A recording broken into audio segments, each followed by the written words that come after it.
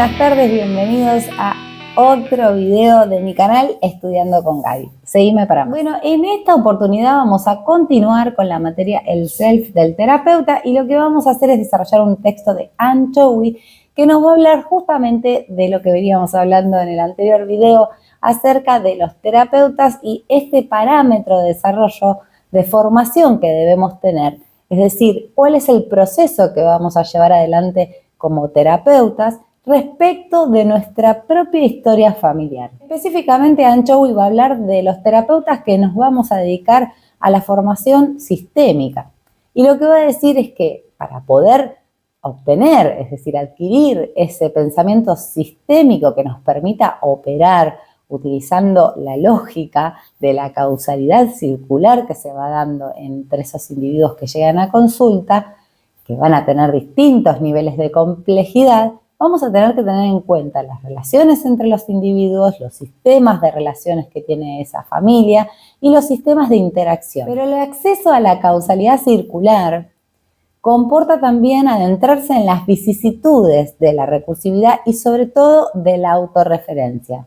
Como terapeutas sistémicos, dice Heinz von Foerster, que es fundador de la cibernética de segundo orden, nos convertiremos en observadores que ordenamos y organizamos el mundo construido de nuestras propias experiencias. Por tanto, no podremos, de esta manera, acceder a una realidad objetiva, es decir, que nuestras propias historias se pueden poner en juego cuando abordamos en terapia sistémica familiar una familia con distintas problemáticas o distintos niveles de problemas, de acuerdo a cómo nosotros hayamos incorporado o no nuestro sistema familiar, nos hayamos apropiado de esas situaciones, las conozcamos en profundidad.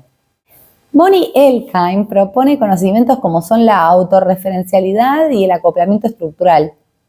En lo que refiere a la epistemología sistémica y la terapia familiar, aunque también lo hace en función de lo que es el terapeuta y los miembros de ese sistema familiar.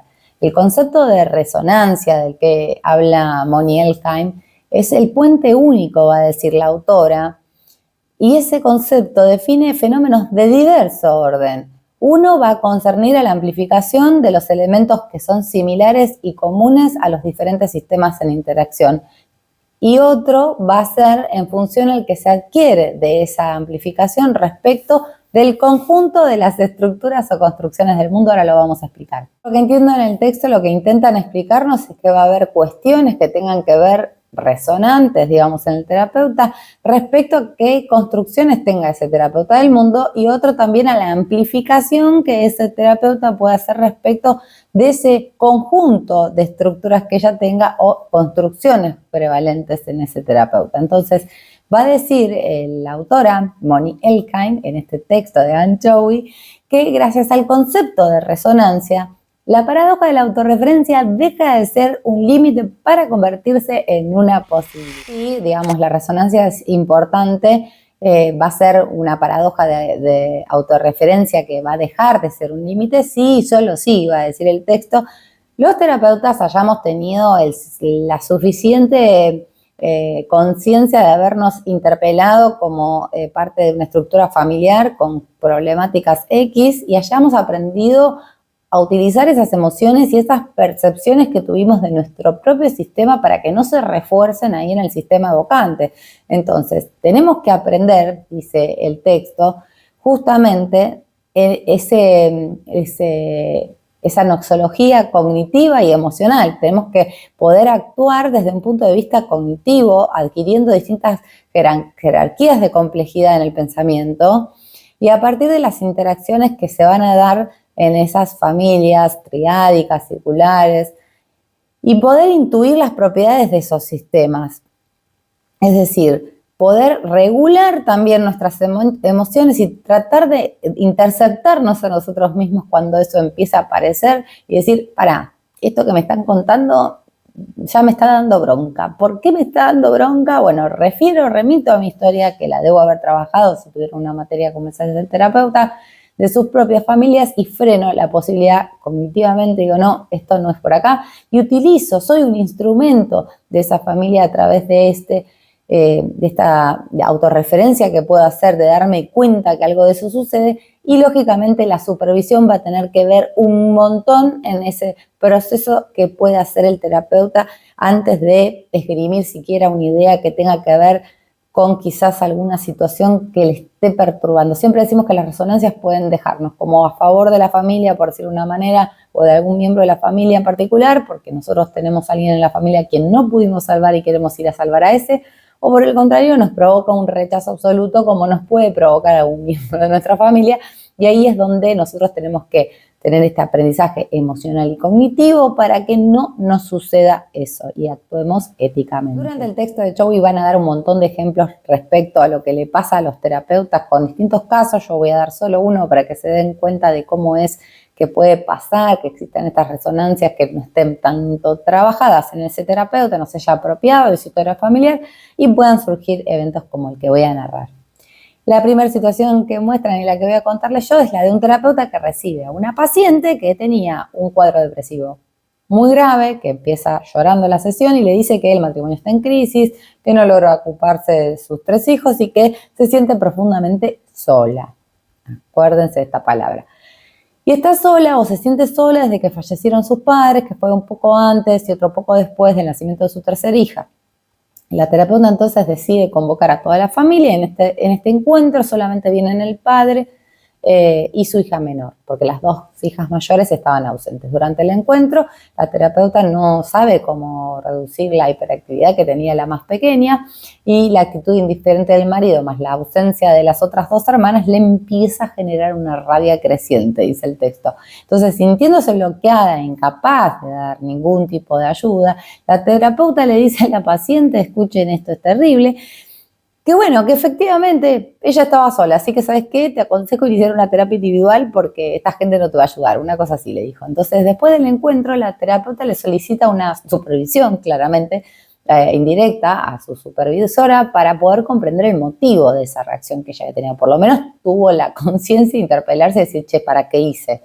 Entonces, durante la supervisión, empiezan a aparecer algunos datos significativos acerca de su historia familiar. Ella cuenta que la familia estaba compuesta por su madre, su padre y 2 hermanas mayores que ella era la menor, y que poco antes de la adolescencia la empresa del padre quiebra y entonces la familia queda en un desastre económico terrible. Las 2 hermanas se casan, se van yendo y la dejan sola, recuerdan lo que le dije antes en el relato, y la madre se queda dedicada exclusivamente a la depresión del padre, con lo cual ella no pudo pedir ayuda por temor a agravar la situación de los padres, porque ella se sentía sola y triste, y la terapeuta se vuelca hacia el externo, multiplicando sus actividades escolares y sociales, es decir, empieza a hacer para poder salirse de esa situación. Entonces, un análisis estructural, dice el texto, de las configuraciones relacionales permitió identificar la existencia de 2 triángulos de relaciones, la del terapeuta con sus padres y la del terapeuta con sus hermanos, ocupando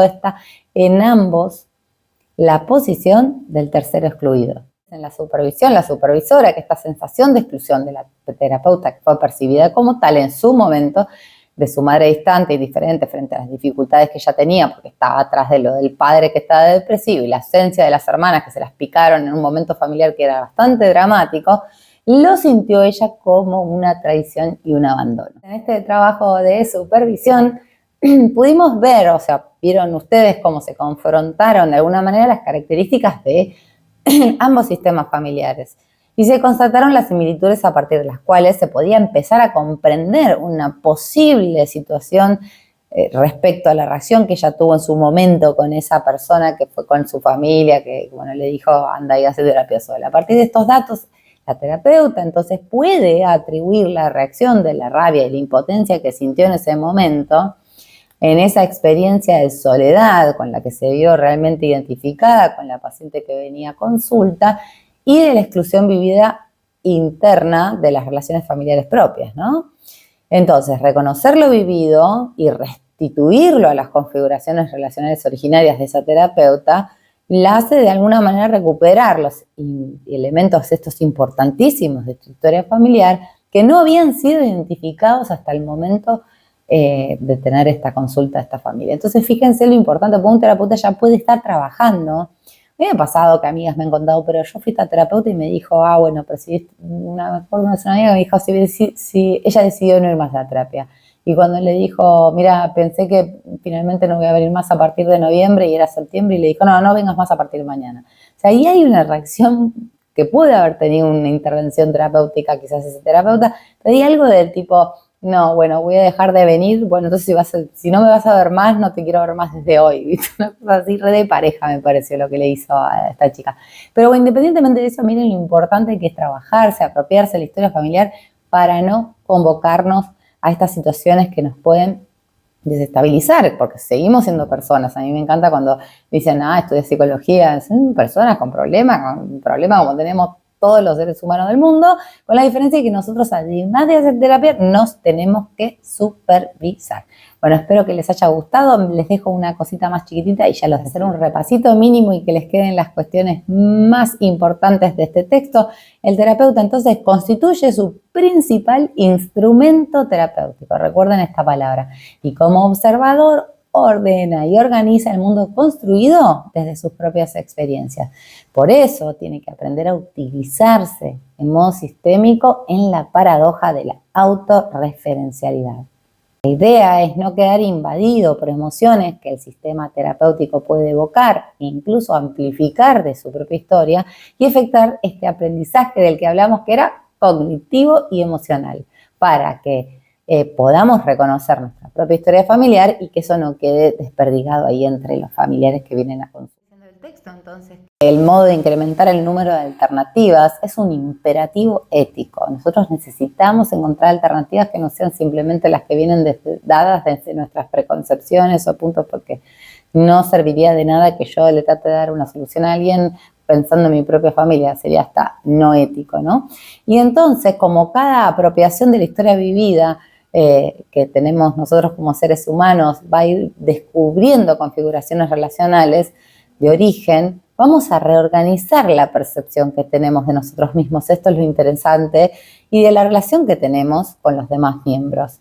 Y cómo puede esta evolución ser trazada considerando el genograma de la familia de origen del terapeuta. Por eso siempre les digo que si no tienen esta materia en psicología es una lástima, porque el CES del terapeuta va a generar, y créanme si lo hacen el árbol genealógico, entrevistan a sus familias en esa relación uno a uno, progresivas modificaciones durante la formación de ese genograma y de esa historia y de cómo cada uno va escuchando las distintas versiones de cómo fueron esas historias y los puntos de vista de cada uno de los integrantes. Es un parámetro del desarrollo personal y profesional, creo, necesario para cualquier terapeuta. Bueno, espero que les haya gustado, les mando un saludo, nos vemos en otros videos. Suscríbanse.